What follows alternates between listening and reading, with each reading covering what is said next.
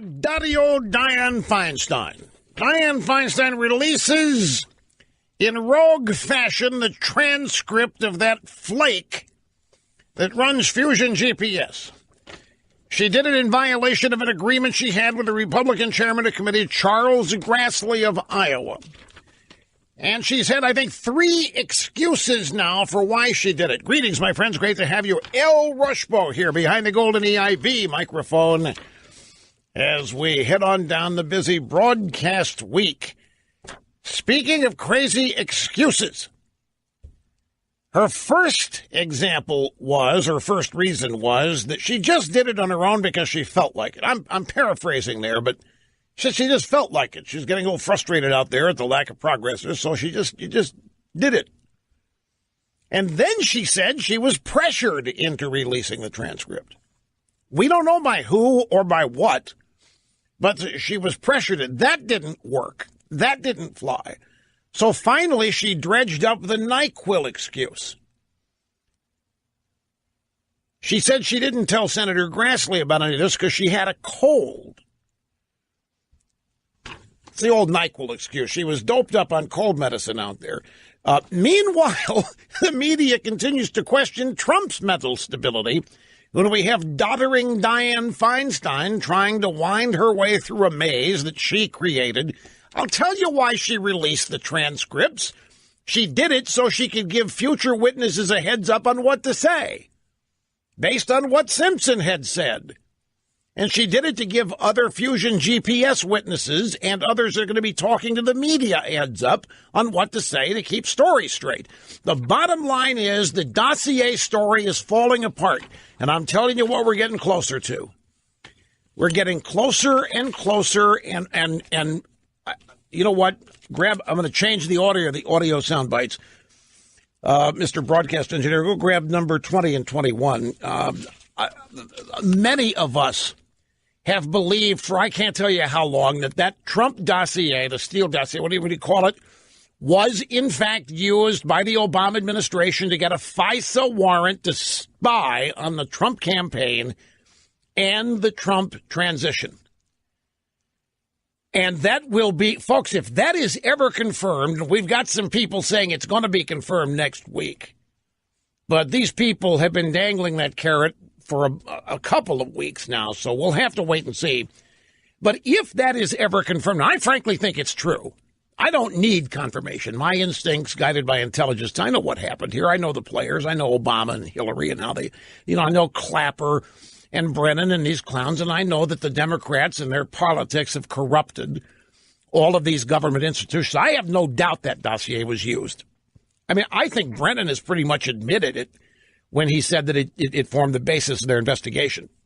But if it's confirmed that a bought and paid for bunch of political opposition research, which turns out to be false, untrue, and made up, if that was used to secure a warrant to spy on a presidential candidate of the opposing party, that's going to be a bigger scandal than any you can dredge up.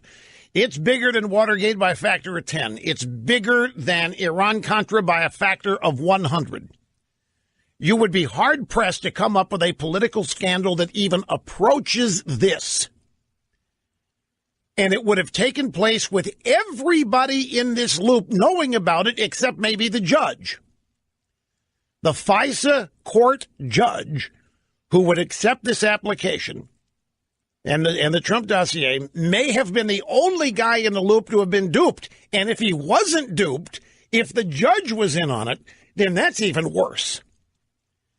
But they take a document, 36 pages, bought and paid for by the Clinton administration. They hire this former MI6 spy to go out and create opposition research on Trump, and it's made to look like genuine, legitimate intelligence. And then it's presented, and it's also been admitted here that get this, Fusion GPS admitted that they used John McCain to pass this dossier to the intelligence agencies in the Obama administration. The founders of Fusion GPS admitted that they helped the researcher hired to compile the dossier, that's Christopher Steele. They helped him access John McCain to share the document with him. The goal of providing the dossier to McCain, according to the Fusion GPS founders, was to pass the information contained in the document to U.S. intelligence community under the Obama administration with credibility. Of course, to these people, McCain is unassailable. McCain is above reproach. McCain is the epitome of legitimacy, nonpartisanship, and all of that. So they dangled this carrot in front of McCain, and he sent an aide on an airplane to the United Kingdom to pick up a hard copy of this dossier and brought it back. They're now admitting that they targeted McCain as one of the recipients in order to get it in front of the U.S. intelligence community, also because McCain is a Republican, which makes it look like there's no partisanship here. In other words, you have a Republican, same party as the presidential nominee, Donald Trump, so concerned about what might be in this document that he eagerly assisted and provided access to it, the intelligence agency. What a scam this whole thing has been. Here's Andy McCarthy, who has really done an incredible amount of work researching this and presenting it in both factual and timeline form at National Review. He was on Fox and Friends yesterday.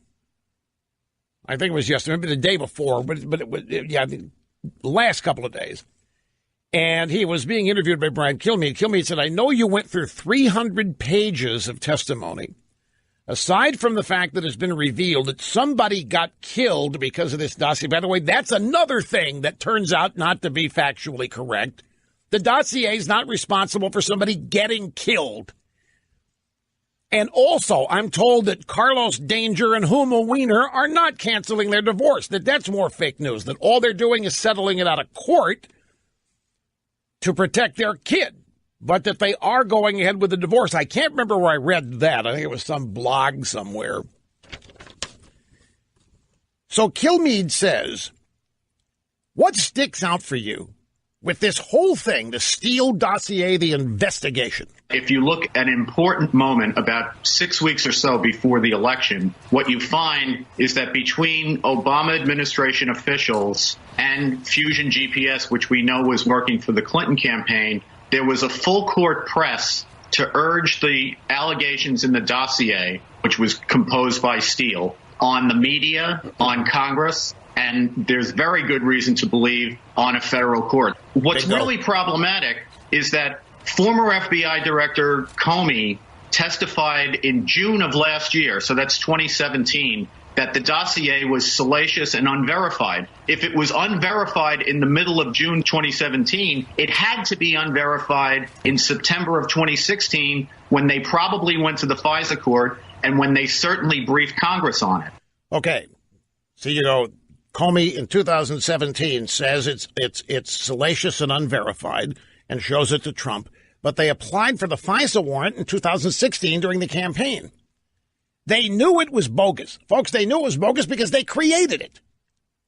They commissioned it as a work of art, so to speak, like you would hire an artist to do a painting of some roses for who knows. They commissioned this thing, and this guy duly performed. And I don't know if when they commissioned it, they told him to lie and create some of the most outlandish stuff, or if they told him to get closer, what have you. But they knew that it was not true. I mean, they knew that all of this stuff, none of it has been verified. None of it's been confirmed, but they yet present it to the judge at the Foreign Intelligence Services Court. FISA court? Does the judge know it, or is he just being lied to by the people that applied for it and applied for the warrant? Steve Doocy then said, there's so many moving parts to this story. You look at all the investigations on Capitol Hill, the FBI, the special counsel, stuff like that. What does this advance? Where do we go from here, Andy? The biggest thing right now is the fact that the House intelligence community has finally, after 5 months of stonewalling by the Justice Department and the FBI, gotten its hands on information it's been asking for since August. What we really need to know, I think, at bottom is did the Obama administration use unverified, uncorroborated, basically rank rumor information in getting a warrant from the Foreign Intelligence Surveillance Court to conduct spying on the Trump campaign, essentially based on information from the Clinton campaign? That's what we need to know. Yeah, and based on some reporters that have been doing legwork on this story for months now, next week is supposed to be when the bombshell comes, confirming this. So we will just have to patiently wait, as I say, using intelligence guided by experience. And let's, remind you of something else. You remember when Trump in March of, I think it was last year, 2017, sends out this tweet that alludes to the fact that his wires were tapped at Trump Tower. And remember, everybody laughed and made fun of him and said, "Why, you're kidding? What do you mean your wires were tapped? Are you trying to say that you were being spied on at Trump Tower?" Well, we do know that at one point, Trump moved his transition office from Trump Tower to his golf course property in New Jersey after a visit from the director of the NSA at the time, Admiral Mike Rogers. And so I think the president knows much more about this than he's announcing. He had his press conference yesterday where he mentioned 8 times that there was no collusion with Russia, that this whole thing is bogus. The drive-by media making fun of Trump for mentioning it 8 times. And CNN specifically says, this is really crazy. He denies it 8 times. This is weird. Why just one time would suffice? Why do you got to do it 8 times? And now they're using the mention 8 times to suggest that maybe Trump's guilty and is nervous about it, covering it up. My point is, I think Trump knows whether he certainly can know. He's the president, runs the executive branch. He can find out what happened with that FISA application, and he may have and he may know. And it may be why he's sounding more and more adamant and confident about this, because he may know. He may know that it was used to secure a FISA warrant to spy on his campaign and on his transition. But I'm just going to say again, if it's borne out, common sense right now, intelligence guided by experience tells us that that's what the Obama team was using this thing for, that they were spying. Now, it raises a question, because this is also true. Everybody on the Democrat side thought there was no way Trump was going to win, right? Everybody believed that Hillary was going to win and win big. And so, given that, what are they doing spying on Trump? What would be the point? Well, for that, we go to Peter Strzok of the FBI, who said we need an insurance policy. Remember his paramour, the FBI agent with whom he was having an illicit sexual affair, heterosexual, so he's not totally cool. If it was a gay affair, man, they'd love the guy. But it was a heterosexual affair. And remember, they're in McCabe's office. At the time, he's a deputy attorney general. And they're speculating on the presidential race. And apparently Lisa Page had sent a message to her paramour, Peter Strzok, that there's no way Trump wins. There's no way. I've looked at this every way from Sunday. There's no way he wins. And Strzok replies, "I don't know, Lisa. I hope you're right, but we need an insurance policy." An insurance policy for what? People have been speculating, what does that mean? Insurance policy. Well, an insurance policy in case Trump wins. I mean, it's possible. So here we have all of this going on as perhaps the insurance policy for if Trump wins. And now we're watching the insurance policy we have been watching for over a year being implemented. The insurance policy is the investigation. The insurance policy is the FISA warrant secured with the use of the dossier. The dossier is in the news each and every day. Trump is now suing, Trump's lawyers are suing BuzzFeed for what? Defamation for publishing the thing. And that was another, BuzzFeed published this thing, and they admitted when they published it that they couldn't corroborate anything, that none of it was verified, but it was so important that you, the American people, had to know. So we're going to be keeping a sharp eye on this, because I'm telling you one more time, I try not to be too repetitive, but If indeed it is ever documented that all of this in that dossier was used to secure a warrant by the Obama administration, the Obama DOJ, the Obama intelligence communities, to spy, to surveil the Trump campaign and transition team, then, man, Richard Nixon becomes a choir boy. This is absolutely huge, and this is going to have people running for the hills and quaking in their boots. Now, remember, folks, that FISA warrant, forget, the dossier is bogus. Nothing verified. If they used that to surveil the Trump administration, collusion with Russia, it means they had nothing. They had zilch, zero, nada evidence on Trump collusion with Russia. None. If they used the dossier to get a warrant, or if they used it, they've been using it anyway, they've got nothing because the dossier is totally bogus. Now, stop and think of this, folks. Trump collusion with Russia. Think of how often you've heard that. Think of how many days in a row, how many months in a row, for a full over a year you've heard that. It's formed the basis of a special counsel investigation. There is this super secret dossier that everybody wanted you to believe confirmed it. We now know that dossier is bogus. There's nothing in it that's been verified. It's nothing but a bunch of salacious lies about Trump, and it's a bunch of factual assertions have been proven to be factually wrong and not even close. And after that, there's nothing. If that's what they used to go get a FISA warrant to spy on the Trump campaign to try to confirm this collusion, they've got nothing.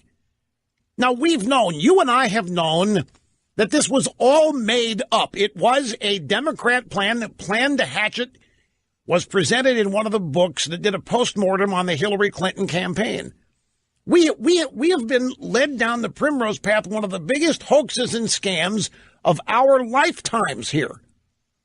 And how many news stories and television stories have there been attempting to convince the American people that this election was rigged and that Trump did it with Vladimir Putin and the Russians, and Hillary should have been elected? Look at how hard they worked to cement that fact, loosely stated, in the minds of the American people.